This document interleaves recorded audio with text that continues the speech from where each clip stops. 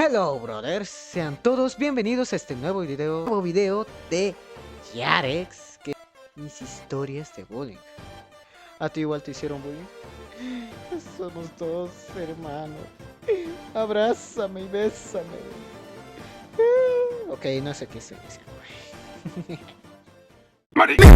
Muchas veces me preguntan por qué soy tan inseguro para ciertas cosas, por qué me cuesta confiar en la gente, o por qué mis historias casi siempre terminan con desgracias. Y la respuesta en parte está aquí. Hoy les voy a contar las 3 peores veces que sufrí bullying. Y no me refiero al típico cabrón que te esconde la mochila o te dice 4 ojos. Hablo de momentos donde genuinamente llegué a... ¿Qué tal, extraños? Vamos a echarle un ojo a este asunto. La primera historia ocurrió cuando yo tenía apenas 9 años. Justamente fue en la misma época donde pasó la historia del diccionario que casi me deja sin ojo, la cual ya les conté en el video especial de los 100,000 suscriptores. En esos años mi papá cambió de trabajo y nos mudamos a otra ciudad. Ya de por sí cambiarte de casa siendo un niño está culero, porque pierdes amigos, cambias de escuela y básicamente tienes que empezar tu vida desde cero. En mi casa tampoco ¿Qué diablos? pierdes ¿Qué vi ahí? amigos, cambias de escuela Ahí y había básicamente una Among Us. tienes que empezar No mames, aquí está un Among Us. ¿Qué pedo?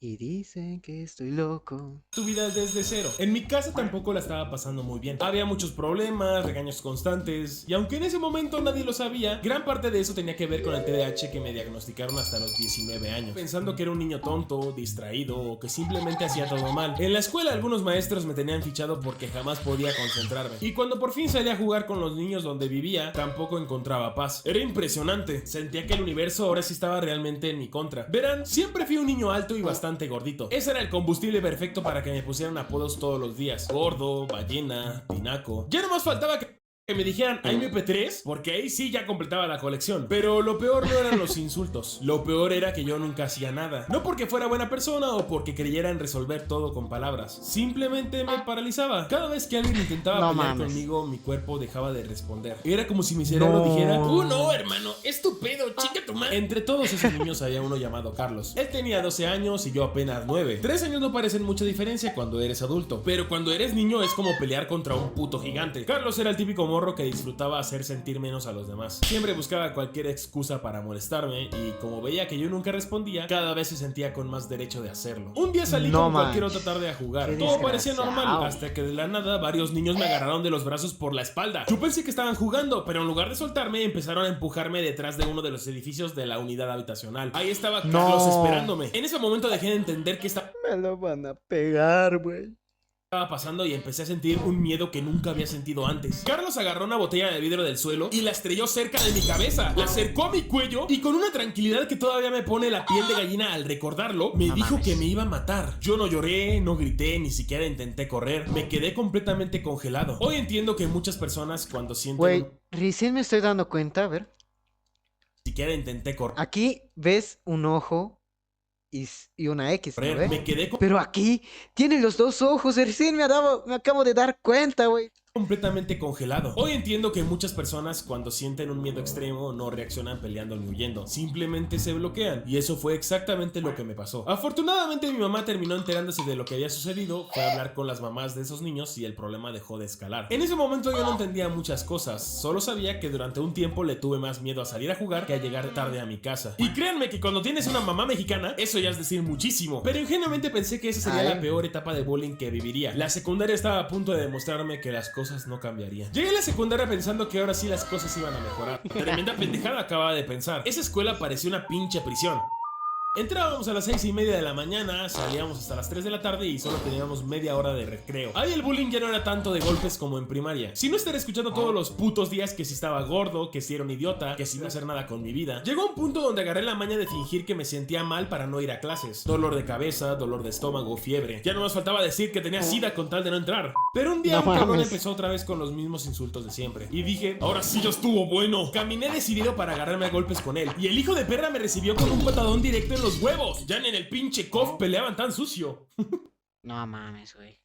Sentí como mis futuros hijos ahora nacerían bien síndromes. No mames, ¿qué era ese dibujo? No, espérate, no, ese no. Cuando llegué a mi casa empecé a orinar sangre. Los huevos se mimaron horrible y se pusieron verdes y morados. Parecían 2 aguacates olvidados detrás del refrigerador. Mis papás A la miércoles, no. me llevaron al hospital y para acabarle de chingar, la enfermera que me iba a revisar estaba guapísima. ¿Por Puberto qué? de secundaria con las hormonas al tope, así que mi única preocupación era: por favor, Dios, ayúdame para que no se me pare la ver. No mames, Yarex. Afortunadamente ganó el dolor que me provocó las inyecciones en los huevos. Lo más pendejo de toda la historia No.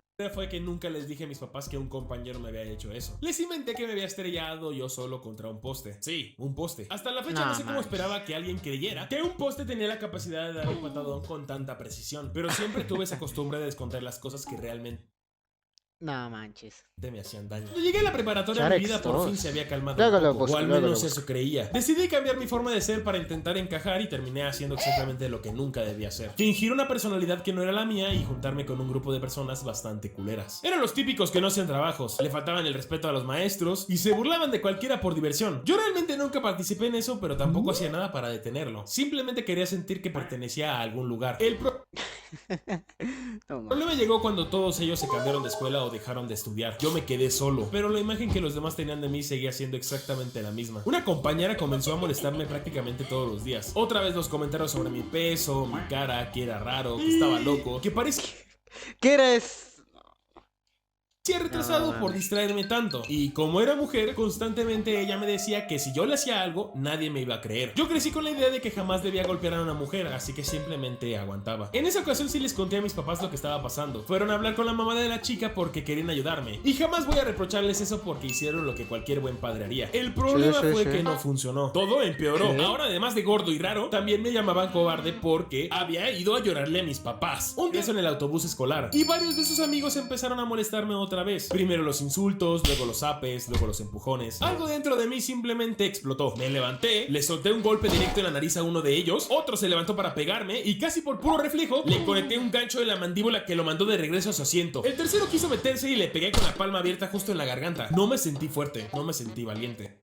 Eso es falso, ¿verdad? De hecho, yo estaba llorando mientras todo eso pasaba. Solo recuerdo sentarme otra vez y decirles que ya era suficiente. Después hubo reportes, llamadas a la escuela y poco No, ¿en serio pasó? No mames. tiempo después llegó la pandemia, así que prácticamente nunca volví a convivir con ellos. Con los años entendí muchas cosas. La primera es que el bullying casi nunca termina porque el agresor se canse. Normalmente termina cuando alguien interviene o cuando finalmente decides poner un límite. También entendí algo que me costó 19 Ese años dibujo, descubrir. Yo tenía TDAH. Durante toda mi infancia pensé que simplemente era un niño tonto, flojo o problemático. Mis dificultades para concentrarme me metían en problemas con maestros, con mis papás y con otros niños. Pero también entendí algo que me costó aceptar. El TDAH no solo me convirtió en la víctima, en ocasiones también me convertía en el agresor. Mi impulsividad hacía que interrumpiera a la gente, respondiera sin pensar o reaccionara de maneras que ni yo mismo entendía. Vaya, eso explica muchas cosas. Bastante. Pero no las justifica. Y justamente por eso me molestó un poco ver cómo en internet y hasta algunos creadores de contenido hablan del TDAH como si fuera una personalidad divertida o una moda. En mi No, güey. problemas en mi casa, en la escuela, amistades que nunca funcionaban y una autoestima por los suelos. Si tú tienes TDAH no significa que seas menos inteligente ni que estés condenado a vivir así para siempre, pero tampoco significa que debas usarlo como excusa para todo. Entender por qué reaccionas de cierta manera no te quita la responsabilidad de aprender a controlarlo. Y si hoy estás sufriendo bullying, por favor, no hagas lo que yo hice durante muchos años. No te quedes callado. Hablar con alguien de Siempre o llamar a un mayor o al director, profesor, amigo, quien sea, para que pare ya de hacer bullying. confianza no te hace cobarde, al contrario, puede ser exactamente lo que evite que tu historia termine mucho peor que las mías. Aunque al final de todo, esta es solo la opinión de un chico extraño. Sí, güey. Ya saben. Digan no al bullying. Como dije, no al bullying. Tienen que avisar.